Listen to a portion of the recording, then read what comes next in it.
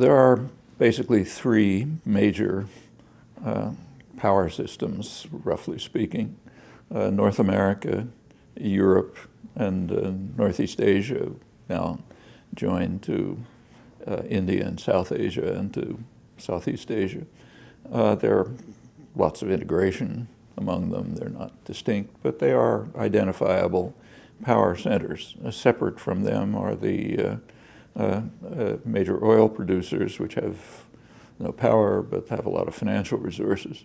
Europe and the United States are roughly comparable in every dimension except military force. The United States, its military spending now exceeds substantially that of the rest of the world combined, and nothing is even close. The Northeast Asia is probably the most dynamic economic region in the world, China-based, Japan, South Korea. It has amassed enormous financial resources. In fact, it's Japan, China, and to some extent the oil producers have been sustaining the U.S. economy. How long they'll do it is unclear. The primary regions of there's plenty of violence all over the world, but the most extreme regions are the Middle East region, mainly because that's the major energy.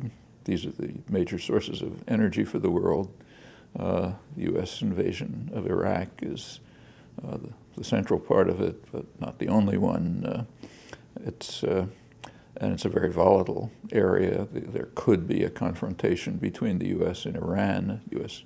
attack on Iran, which one well-known British military historian, Corelli Barnett, said that would be World War III, and he could be right.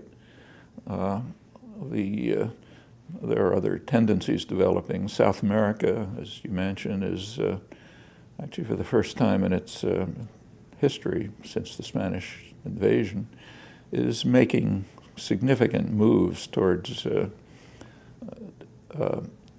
integration. The society has been countries have been very separate from one another. They've been ruled by tiny, wealthy, mostly Europeanized elites related to the imperial societies, not to one another.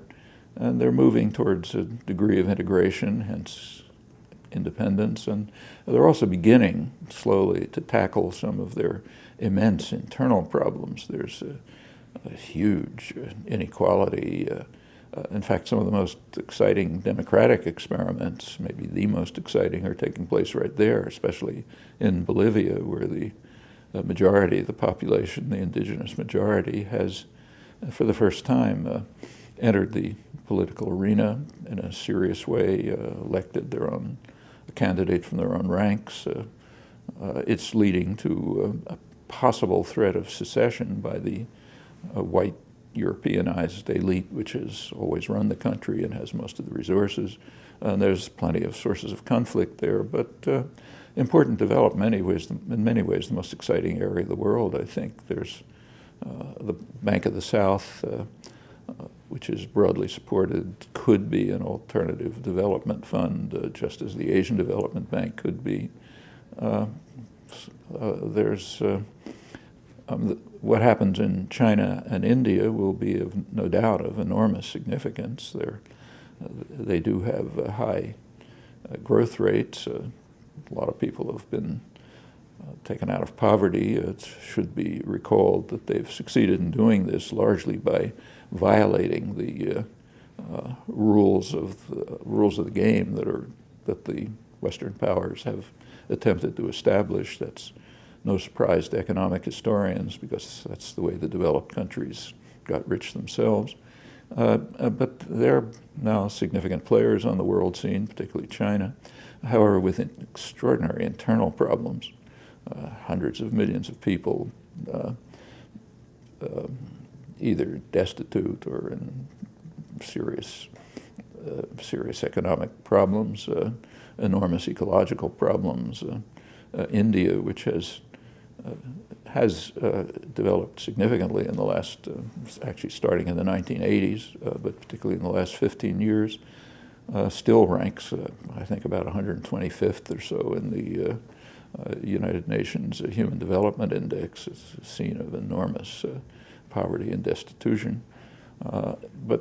So they have tremendous internal problems to deal with. They're nowhere near the level of the rich, developed Western European, North American countries, but shifting power in the world scene, doubtless. These are some of the China happens to be the center of a developing strategic system, the Shanghai Cooperation Organization, which, based in China, includes Russia with its quite enormous energy resources and other resources, India and Pakistan and Iran are associated. They're admitted observers. The Central Asian states are part of it. The United States has sought observer status but been rejected. The organization has called on the U.S. to leave the region, Central Asia and other regions.